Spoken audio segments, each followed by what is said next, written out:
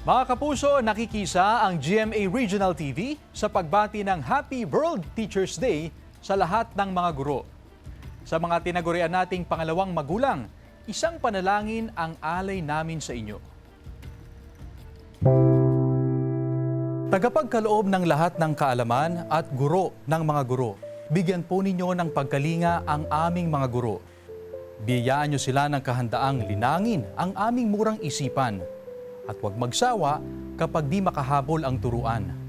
Pagpalain nawa ang kanilang mga pusong nagdiriwang sa tuwing kami ay nagwawagi at nag-aalo sa tuwing kami nadadaig. Pagkalooban nyo sila ng mahinahong pagtsatsaga sapagkat ang landas ng kaalaman ay hindi madali. Pagningasin ninyo sa kanila ang maapoy na diwang nagpapaliyab sa kagustuhan naming matuto. Tulungan ninyo silang makita ang galing sa bawat mag-aaral.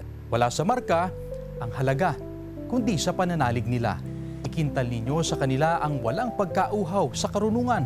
Ang bagong kaalaman at karanasan ay di dapat katakutan. Turuan po ninyo silang masiglang abutin ang alapaap, kasing sigla at kasing tayog ng sarili naming pangarap.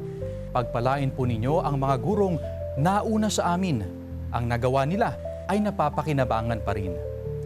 Tanglawan po ng inyong mabuting halimbawa ang kaguruan upang makapagtayo sila sa pamamagitan ng kanilang pangungusap, upang makapagmahal sila sa pamamagitan ng kanilang isipan, upang makapagbahagi sila sa pamamagitan ng kanilang puso.